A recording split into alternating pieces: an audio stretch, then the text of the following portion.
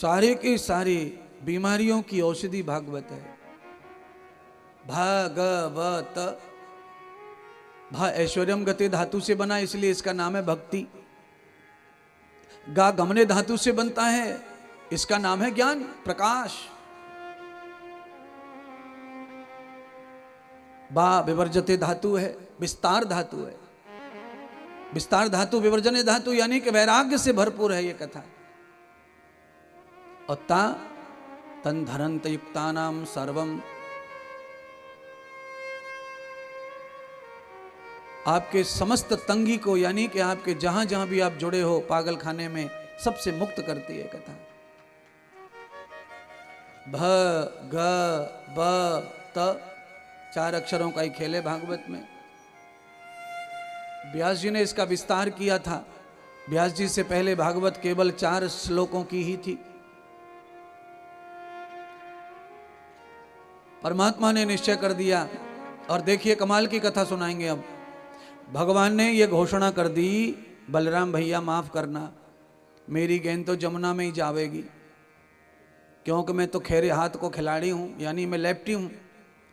मैं उल्टा बल्ला घुमाऊंगा और छक्का से कम लगे ना मेरी गेंद पे।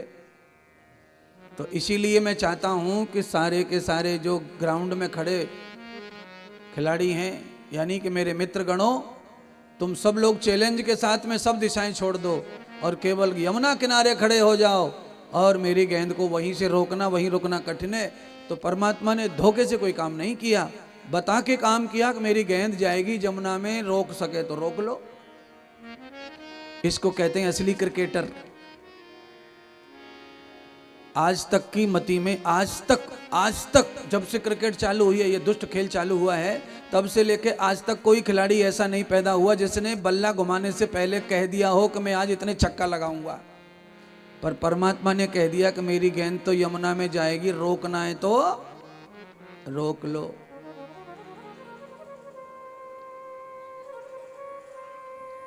महाराज एक ही बल्ला में सनसनाते हुई बादलों में गई गेंद। अब गेंद चली जाए घटाओं में, बादलों में,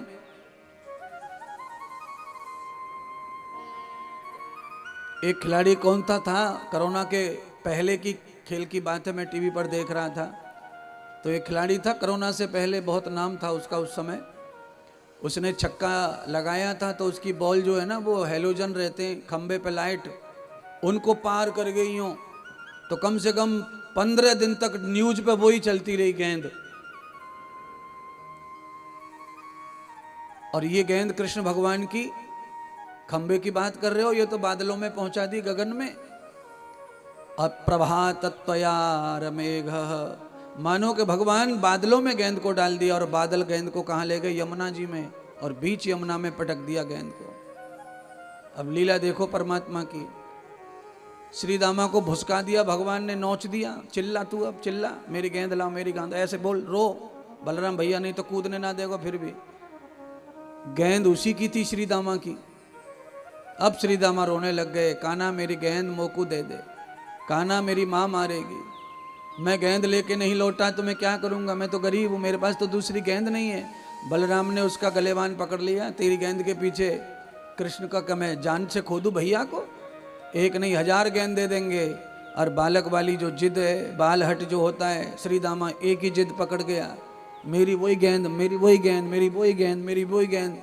भगवान कृष्ण बलराम भैया को कहने लगे, भैया बलराम आप तो बड़े ज्ञानी हो, गुरु से कपट मित्र से चोरी, मित्र का एक नया पैसा भी भूल से भी खाया तो नरक में जाता है कोई। और ये श्री दामा मेरा मित्र है, मेरे भरोसे मेरे संग आया है यमुना वृंदावन, और इसकी तो जो गेंद है वही संपूर्ण संपत्ति है, क्योंकि लालच गेंद में है तो संपत्ति वही है इसकी। इसलिए भैया अगर इसकी गेंद मैंने ला के नहीं दी तो मैं तो नरक में जाऊंगा, इसलिए कृपा करके मुझे आज्ञा दो कि मैं इसकी गेंद ला कर दूं।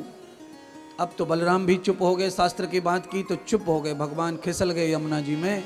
और परमात्मा जब यमुना में गए तो वहां देखा पाताल में चले गए भगवान, और वहां पे भगवान के पहले से ही 2 भगत भगती कर रहे थे।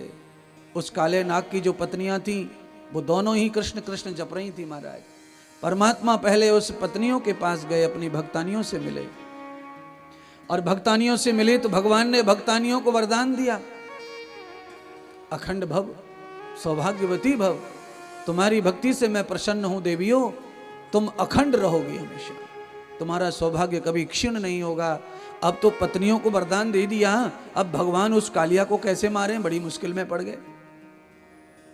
इसीलिए हमारे हिंदू धर्म में पति के नाम से महिलाएं जो पूजा पाठ करती हैं उसका फल पति को प्राप्त हो जाता है। इसीलिए महिलाओं के साथ में पतियों को ठीक बर्ताव करना चाहिए।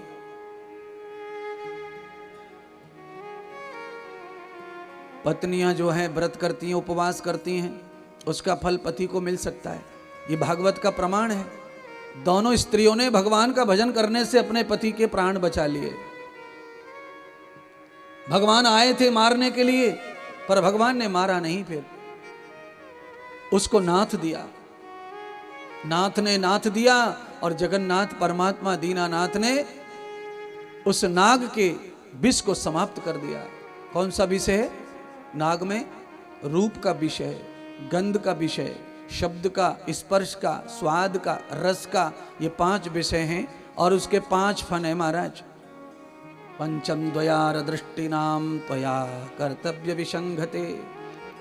अर्थात भागवत आचार्य भगवान सुखदेव कहते हैं ये मानव ही वो काला नाग है जिसने भव सागर में समस्त सागर को गंदा कर रखा है। जब इसके ये 5 फन काम क्रोध लोभ मोह, या इसके रूप रंग गंध स्पर्श आंख नाक कान मुंह, ये सारे जो विष हैं, इसके जो लालच हैं, जब भगवान के चरण का जल इनके मुंह पे पड़ता है तो इनका विषय समाप्त हो जाता है और ये अमृत उगलने लगते हैं। कौन? आंख, कान, मुंह, हाथ, त्वचा, ये बहुत ही विषैले होते हैं महाराज। ये आंखों की वजह से इतना पाप हो सकता है, कानों की वजह से अपराध हो सकता है, जीवा की वजह से ये अपराधिक है, इनसे ही कामना वासना सब पैदा होती है महाराज। ये 5 विषय ऐसे हैं, इनके 5 विषय नष्ट हो गए परमात्मा के चरणों से।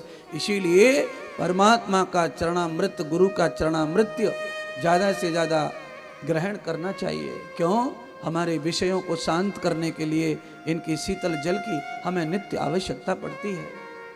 आज परमात्मा ने फन के ऊपर विराजमान हो गए, गेंद हाथ में ले ली और पत्नियों को लेके मेरे परमात्मा बाहर आ गए।